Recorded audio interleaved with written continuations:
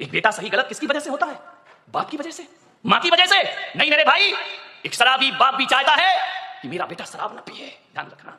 एक जुआनी भी चाहता है कि मेरा बेटा जुआ ना खेले, और एक बेस्या भी चाहती है कि मेरी औलाद इस गंदगी में जीवन ना बिताए, ध्यान रखना।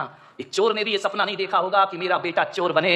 कोई माँ बाप औलाद को चोर नहीं बनाते हैं, कोई माता पिता औलाद को झूठ बोलना नहीं सिखाते हैं, कोई माता पिता शराब पीना नहीं सिखाते हैं, कोई माता पिता सिगरेट पीना नहीं सिखाते हैं। सिगरेट पीने वाला बाप भी चाहता है कि मेरा बेटा सिगरेट ना पिए, ध्यान रखना। मान्यवर, मालूम है सिगरेट पीना कौन सिखाता है? दोस्त सिखाते हैं। सबसे पहले शराब पीना रिश्तेदार या माँ बाप ने नहीं सिखाया, शराबी बाप भी नहीं सिखाता कि बेटा तू पी ले, ध्यान रखना।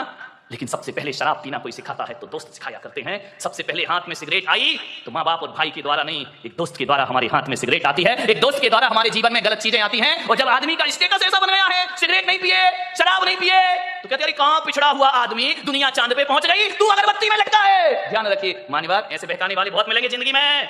मान्यवर, मैं तो कहता हूं यदि बिगाड़ने वाले दोस्तों से तो बिना दोस्त की जिंदगी गुजार लो, वो अच्छी हुआ करती है। लेकिन ऐसे दोस्तों की संगति ना करो जो हमारी जिंदगी को बर्बाद करके रख दिया करते हो।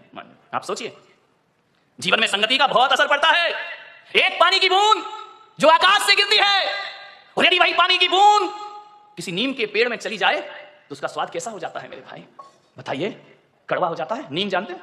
नहीं जानते हैं तो बोलो ना जानते हैं, नहीं तो मैं समझता तुम कुछ जानते ही नहीं हो।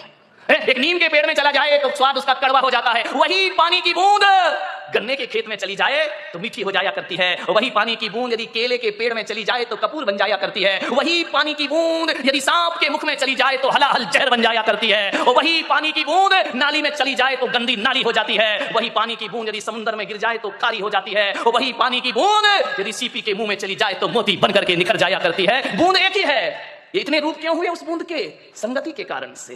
किसकी संगति करी उसने? मोती बना सीप की संगति से।